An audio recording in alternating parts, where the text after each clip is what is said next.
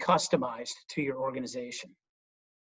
Our intent for this webinar is to give you high-level guidance on how to build your plan, key things to consider, and some common questions that we're already hearing. John and I worked with the management team here at KMRD to create our own policy. We worked off of the template, but we customized it for us.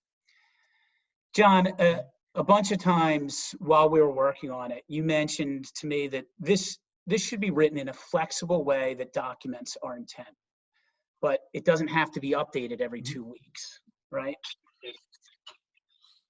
Correct. Yeah, and the key here is be flexible. And when you construct a policy, the one thing you want to ensure is that you're using language that does not have to constantly be updated with the slightest change to a rule or an advisory matter gets issued for general guidance. In putting this template together, one of the phrases that I shared with Chris quite often from a number of regulatory engagements would be, using language like the authority having jurisdiction, which gives you a broad criteria that you're putting in your policy document. So it gives you that flexibility. Clearly, you need to update a written policy directive as an addendum or perhaps a memorandum or some sort of simple summary to employees as things change quickly. But the idea is to be careful of having to, constantly update a very detailed document all the time. So the suggestion is to adopt language that gives you that maximum flexibility. Okay, great. Let's, why don't we jump into this with issues around communication. So one of the biggest things is to name your team. The template has a table for you to assign people and their backups to certain responsibilities during a crisis. And John, when you and I discussed this, you mentioned the ABCs of structure. Yeah, and the way to think about that is it goes back to what I'll call fundamental crisis planning structures. So always identify a primary individual that's going to have responsibility for helping manage and implement policy. You also want to have a secondary individual as well. As we're bearing witness to this event that's unfolding in front of us, there's a good chance somebody can get ill, and they might be the primary person that's helping implement and manage a crisis plan. Who's the backup? Who can step in and help move that policy along with other folks in the organization? So we need to be mindful of that. We need to make sure that we don't put, as they would say, all our eggs in one basket. You want to be flexible. And then the other thing too is to make sure that you're training and educating the individuals that you're asking to be the secondary. Should they step out of this process, does that person know enough to help move the policies and procedures along and can guide organizational personnel accordingly? Yeah, and you also mentioned going through a tabletop exercise as part of this. You want to touch on that a little bit? Yeah, and that's an important thing, is once you build the plan, you want to conduct what's called a tabletop exercise. So we don't want to wait until the last minute to test whether or not our policies and procedures are going to be effective and that they're clearly understood. So taking that initial written document and sitting down with key individuals that have been named in that policy and walk through it page by page to make sure that there's a clear understanding of what they need to do, how they're going to accomplish that. And it's at that time where you might bring up, people on the team might bring up like, wait a second, this doesn't make sense. How do we do that? And that's an opportunity to have that conversation and amend that policy before it gets, put into place. And then sometimes we'll find that, experience is going to tell us we may need to make an adjustment based on how we're putting things into place. We might get some feedback from employees about something not quite working or might not be clear to them, and it requires some clarification. Got it. So in terms of creating a timeline, one of the key things is communicating that there's going to be phases. How the decision making will be made, give employees insight into how the company will move between phases. And John, when you and I discussed this, you kept mentioning like, hey, this is going to be a dynamic process. You want to kind of touch on that a little bit? Yeah, sure. So, when I think about this being a dynamic process, we want to keep the mindset that just because we finished one phase and entered another phase does not mean we're done with that first phase. Unfortunately, there's the likelihood that we slip back into an initial phase or an earlier phase because of infection rates going up. The governmental, authorities determine that they have to put a pause on things.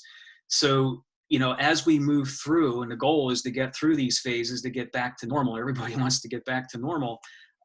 We don't want to get so comfortable with once we arrive at that back to normal phase that we lose the idea that, hey, we can slip back. And to make sure that our policies reflect that, our training and education of our workforce needs to make sure that that's clear. Just because we arrived at one phase doesn't mean we're completely finished. Unfortunately, it may mean that we slip back in because of infection rates. So we need to be flexible with that, and we need to make sure that we're clearly communicating that to employees. Yeah, and so what the decision criteria will be, and get out in front of it, not that 2 days beforehand, hey, we're about to go into this next phase. Everything that you and I have discussed and things that, we've read and talked to other experts has to do with communicating and letting people know, as far ahead as you can, why we'll move into other phases and when our workplace will go into certain phases. So, John, for some people, communication seems obvious to them. So why do they need to actually iron out a communication plan? Good question. So we don't want to make the assumption that everybody gets their information in the same way. A lot of us today may be sending and receiving texts as a normal communication process. Others still rely heavily on email, and we may need to send that occasional other, right? Like send something, drop something, fax a memo. So we need to make sure that we're not overly reliant on a particular method. Make sure that your policies and your practices align with multiple means of communication so that people are getting that, recommendation, guidance and directions in multiple ways. So it appeals to different individuals in the organization. And it also helps with if something happens to one of those communication streams, it serves as a backup. You have an alternate method for getting information to people. Yep. And so now this isn't just about employees though, communication wise. We need to take others into consideration too, right? Not just internal to the organization.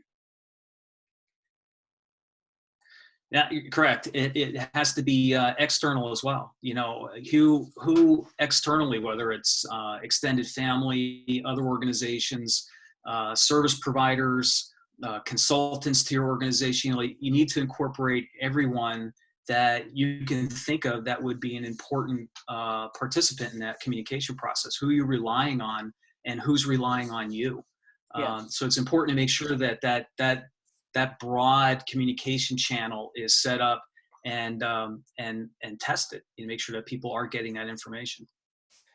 Yep. So moving on to protocols for facilities. In evaluating on-site return to work and social distancing policies, employers should pay attention to regulations and guidance issued by government agencies like OSHA and the CDC. Since the outbreak in March, OSHA has received thousands of complaints from employees concerning workplace safety. A lot of these complaints are about the lack of PPE, soap, and hygiene products. So it's important to pay attention to some of these basic needs as much to help employees feel safe as it is to stay compliant. So let's talk a little bit about personal protective equipment, or PPE. Does what we hear some people say is, does an employer need to supply the PPE? Some state and local orders require and encourage employers in certain industries to provide the equipment. One thing, so you need to check your local or your industry mandates. If it's required to be worn, if the employer is requiring it, either by law or just because the employer is requiring it, it's a good idea to, it's probably required that the employer needs to provide it. And it's a good idea to create an inventory of what's going to be needed. John, what if an employee refuses to wear a mask or other PPE if it's required? Well, it's just like any other workplace policy, right? So there's an expectation that employees are going to be complying with any other rule or expectation within the workplace. When an organization sets up those policies, they have a reasonable expectation that employees are going to follow those procedures. So it's important that they understand the expectation that this is a requirement. This is a safety procedure. It's no different than any other safety protocol, HR policy expectation, as it relates to that. The thing to be mindful of is, given the current environment, there are going to be employees that are going to be nervous and a little scared, and they may use that as an excuse to perhaps not wear or go in and wear PPE because they're more nervous about that than anything else. So the goal here is to be flexible, but the expectation is, look, this is a compliance matter and this is an employment policy. And the expectation is that you follow it because we set it up for safety reasons. Yeah. So to add on to that, what a lot of people I've heard, I've read about, and I've heard people talking is, can HR policy include sending someone home without pay if they're refusing to wear the proper PPE without a legitimate reason?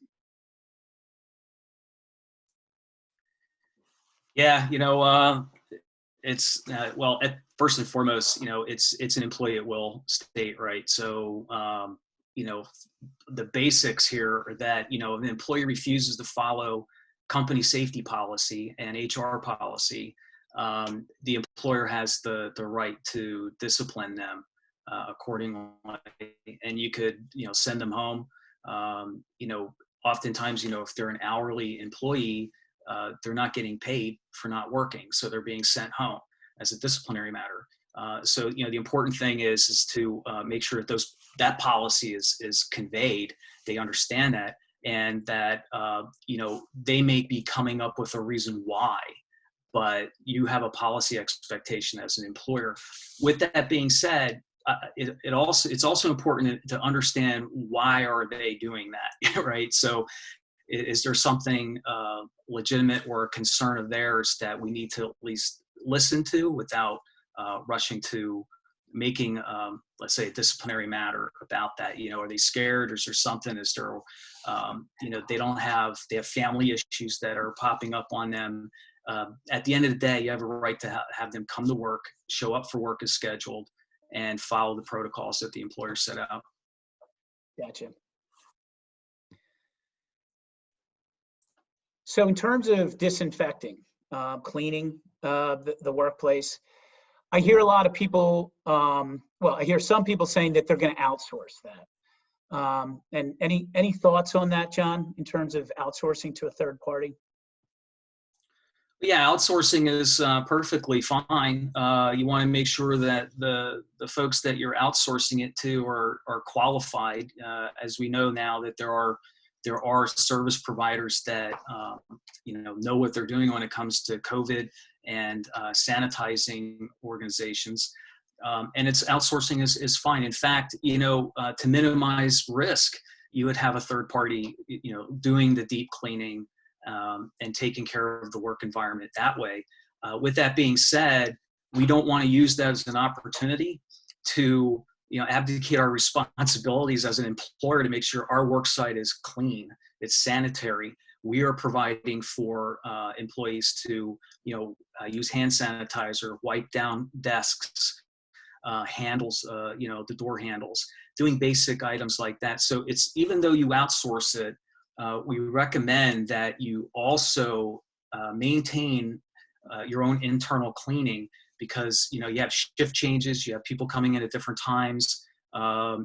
Just using simple things like the copy machine, clean that off in between uses. So just really basic things, and you're not going to wait for somebody from the outside to come in to clean that in between uses. So you want to have your internal system set up so that way you're taking care of it as well. Gotcha. And so quick note, if you're not outsourcing this, and if employees are going to do the cleaning, OSHA obligations require an assessment to be done to protect those employees from exposure to hazardous materials, and to determine whether PPE is needed, extra PPE is needed while doing that cleaning. And then they need to be trained on those procedures if the employees are going to be doing the cleaning. So, John, you had mentioned deep cleaning during the last slide. Deep cleaning, so someone's confirmed to have been tested positive for COVID at work, and what needs to be done. Just know that there's higher expectations than the usual cleaning. In the template that we provide, there are suggested steps to take, and we suggest getting familiar with those.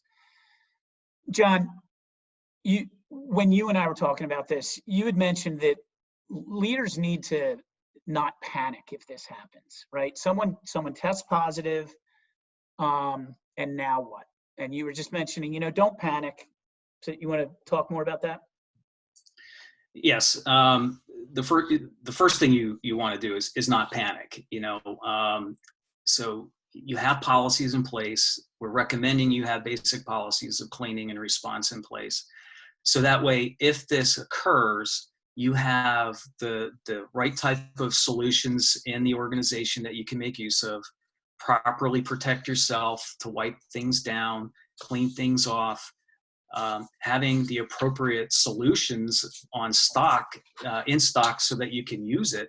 But the one thing you don't want to do is panic and all of a sudden start referencing names and telling everybody about what's going on. You just want to quietly go about sanitation requirements, looking at getting certain things roped off, perhaps. So, saying, look, we're going to clean this down, take a pause on using this particular area of the workplace, and so we can go through our cleaning process. So that the first thing, you don't want to panic. You want to clearly communicate it, but at the same time, you may need to alter where people are working. So you may have to shift maybe a certain computer area or a workstation around while things are being cleaned, and allowing that area to not be used for a period of time.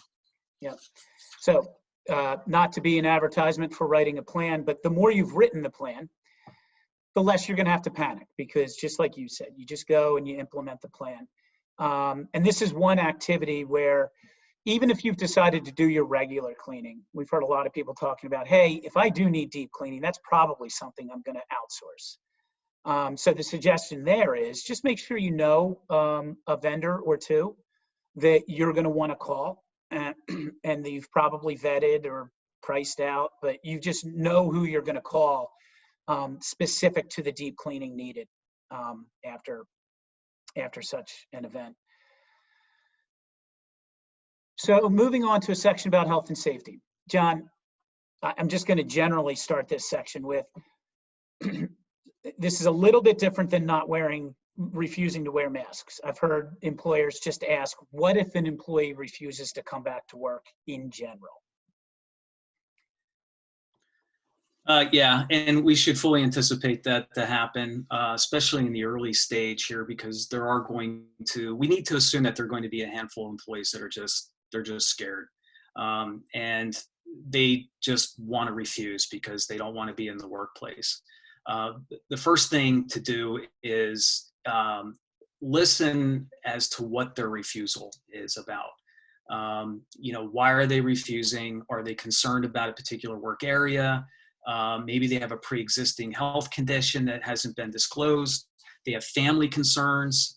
You know, not every workplace is back and up and running. So certain folks may not be able to get back and isolate themselves from one place to the other. So we need to listen what is really happening here on their refusal, and listen intently as to what, you know, what are they concerned with. At the end of the day, you know, the employer has to right, you know, the right to have their employees in the workplace and instruct them to report to work. We just need to be careful about, at least in the onset here, of getting back up and running, about why are they objecting to come to work or starting to vocalize why they don't want to come back. So we need to be a little careful early on about how quickly we respond from any, like a disciplinary process, or, you know, invoking a policy very strongly up front. But once we get through that, and if there's no other legitimate reasons, then we need to basically say, look, you need to show up for work. You need to come back. Yep. Gotcha. Makes sense. So moving on to employee screening. So do I have to screen employees before they come into work? And, you know, there's certain, again, this is going to be something where you're going to want to check localities and states, but John, just in terms of screening employees, and can you even do it, you know, from an EEOC standpoint? You want to talk about some of that?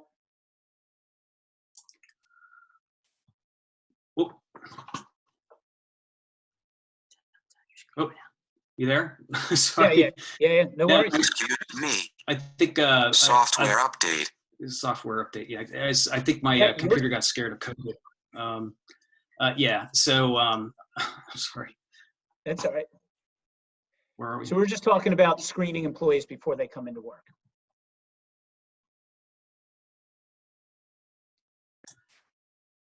All right. I'm sorry, Chris. I had a little hiccup on the computer. That's all right. I think we're talking about screening. Yeah.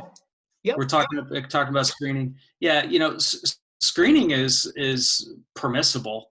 You know, particularly now. I mean, we want to screen. The thing is there's a difference between screening and testing, in my view. So, you know, screening is where you're, you know, asking employees just basic things like, you know, have you been running a temperature? You know, or have you been feeling well? You know, just really basic criteria as to whether or not they have to come into work, and there's nothing that gives pause for concern. Testing is a different matter. You know, testing is where, you know, we're telling employees or having employees actually go to a testing site and getting a blood test or a test for infection. So there's two different things going on there, and it's important that people understand there is a difference between testing and Yep. So quick note on screening. A lot of medical insurance carriers are allowing wellness credits or wellness funds to be used on screening services if you're hiring a vendor to do the screening. Usually a carrier has let you know if you have that wellness fund, but it's worth checking on. Even if you don't have to screen people coming in to your workplace, the EEOC is saying you're allowed to, and a lot of the government agencies are recommending it sort of as a best practice. So when you get past the screening in reporting, you have to balance an employee's right to know what is going on in their workplace, and you have to balance that with privacy. So when someone has tested positive or they've been sent home with symptoms, John, what can you share? How can you balance what people in the workplace deserve to know while still protecting privacy? Great question. The first thing that comes to mind is, you know, names are out of it, right? We're not going to mention names, identify who the person is. That's confidential. You know, talk in generalities in terms of, look, we had, you know, incident, or we have respond to the cleaning processes in response to that. So, you know, the key is, you know, it's fundamental about not sharing any details, because you know, the other reality, the reality of the situation is it may get known there, you know, in smaller organizations, you know, where there's, you know, 20, 30 people, it's not beyond reason that that could become known to another individual. It's important to communicate to all employees the need for confidentiality, and you know, not to talk about things if they come across information, you know, just to keep it private. Yep. Even if it sort of becomes obvious by process of elimination, you still want to resist using names and referring to things that way as much as possible. So when you get to social distancing, a lot of people have heard about, you know, measuring off 6 feet, and our template will have suggested language around that. But what comes up is some employers have asked, you know, what if we don't have enough space after we get done creating the correct social distancing? What happens if we don't have enough space in the workspace that we have for the amount of people that we want to come back? John, thoughts about those considerations? Well, it's a very valid concern, because, you know, workplaces are only so large, right? So one idea that, you know, should be explored is, can we alternate people on different shifts and different times to alternate that work and the time of day that they're going to be occupying a particular workspace? You know, there used to be this concept of hoteling as a concept, and occupying cubicles and coming into work. And there's a possibility that that concept could come back in sharing spaces, because we just can't have to maintain proper social distancing. We don't have the space, right? That's going to be a common concern from employers. So, you know, coming up with a plan to alternate the employees coming in at different times. The challenge is going to be like, well, who's considered essential more than others to bring them in first, or have them in more than another individual? And that's going to be an art and a science to that decision. You know, obviously critical people need to be there that may have very specific skill sets that have to be in more frequently. And can we go into a concept called hoteling to get people to come in at different times to keep to a minimum that social distance protocols. Yep. So I guess a few things that we also talked about is, if you are hoteling, you're then going to make sure, you're going to have to make sure that the disinfection policies are definitely being followed, because one day might be one person and the next day is the next. But hopefully you were following those disinfection policies anyway. And so just in general here, you know, it becomes, yes, there's physical aspects of social distancing, but you may end up getting into some of the softer HR skill sets and management in terms of navigating and when people are going to come in and who's going to come in and who's going to work when and where. So employee health and safety protocols. John, you said to me something that sticks out on this slide is employee mental health. You said companies should make sure they let employees know about resources available to them, like an EAP or that type of thing. You want to talk a little bit about that? Sure.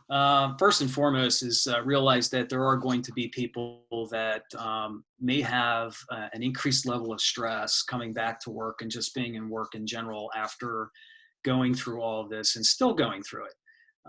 So, you know, it's important for an organization to take a look at, well, what employee assistance program resources do I currently have available? And how and in what way am I communicating those resources to employees to make sure that they take advantage of those, make use of that, and they may find that valuable, and they may need to just talk to someone.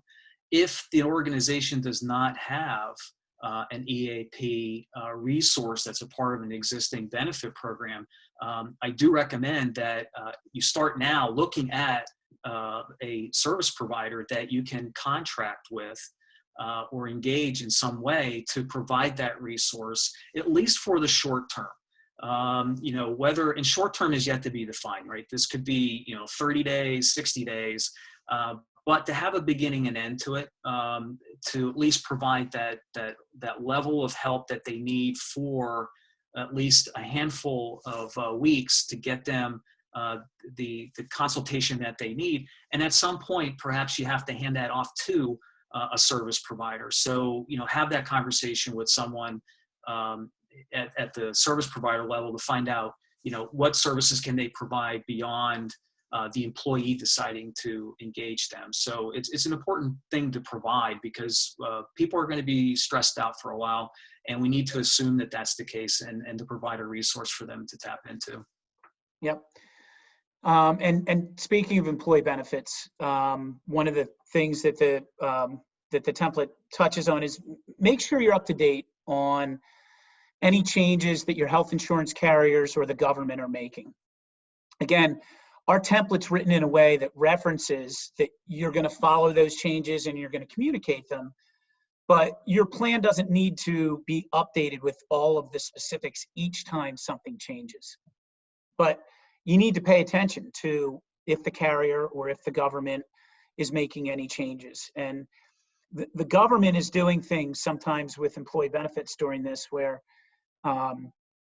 sometimes they're making things optional for the employer to change, and sometimes they're mandating that certain things get done.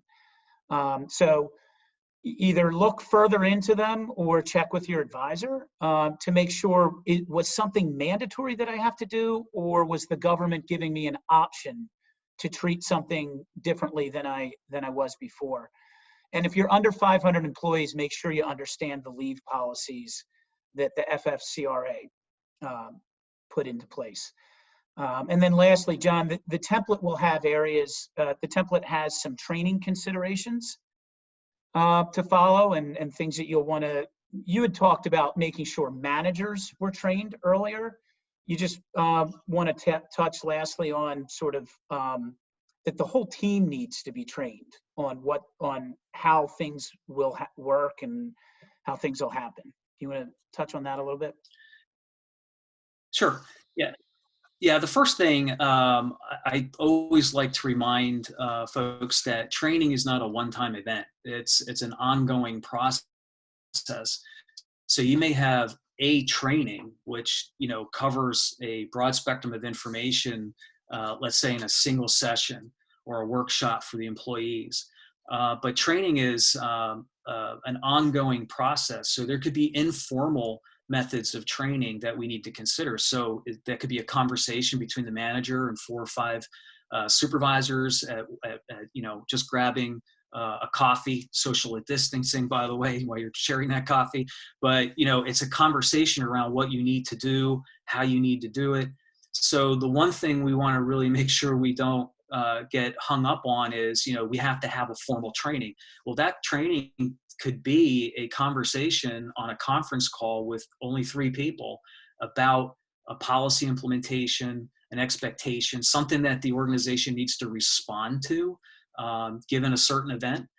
So, my suggestion is, training takes on different modes. So there's the formal and the informal. The formal is, we're putting together webinars and having a formal educational process, but it's also the conversations, the dialogue, whether it's daily or weekly with everyone on staff about various issues as it relates to the policy, the expectations, concerns, questions, asking people, hey, what do I do from here? I need help, those sort of things. So we want to make sure we don't get hung up on, we don't have a formal training program. Have something formal, but the value and the importance of that ongoing communication, whether it's daily or weekly, is so important. And in fact, you'll find that those types of conversations are very meaningful to the employees, and it's absorbed. They understand and they value that. Perfect. So next steps. Remember, the goal is to develop plans that are living documents, that they can be adapted and implemented as new information becomes available. Because one thing that has become pretty clear, new information will continue to become available. Government agencies are they seem to be changing. So write your document in a flexible way. But the biggest part of the next step is, if you don't already have one, take a template like the one we're going to provide, or if you find another one from an industry association or something similar, but take a template so that you can get most of the way there and then make it fit your company.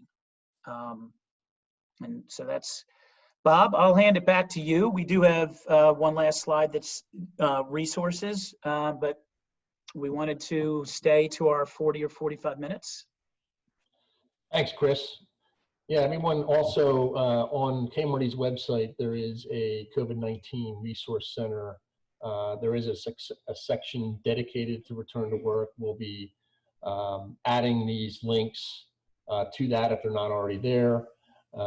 As a follow-up, all the registrants and attendees will receive 3 things. We're going to send a link to a recording of this video, the PowerPoint presentation that you're looking at right now, as well as the template that our return to work team developed.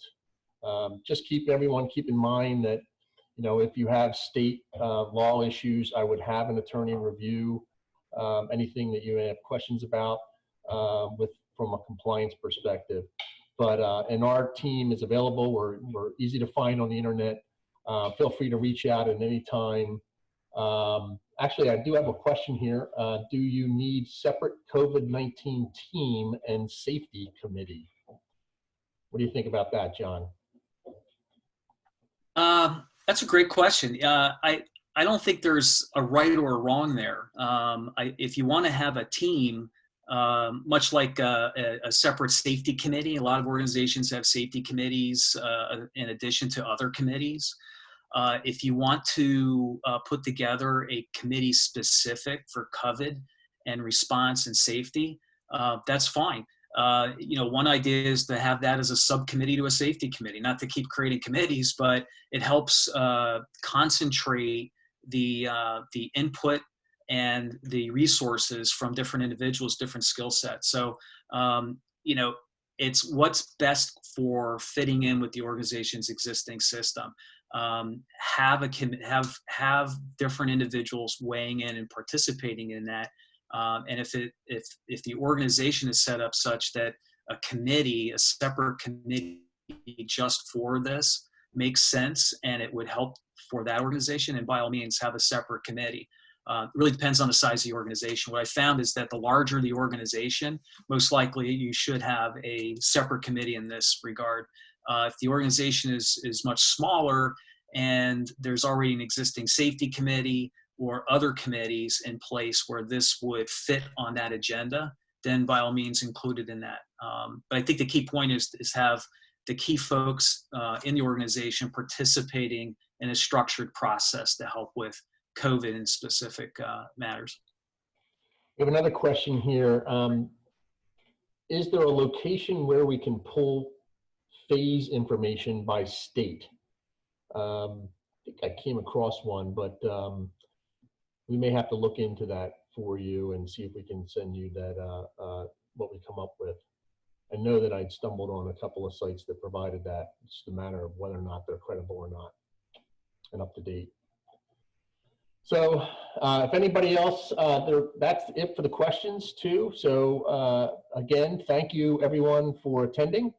You'll be hearing from us with the resource documents, and we're open for questions and dialogue. Thank you very much, everyone.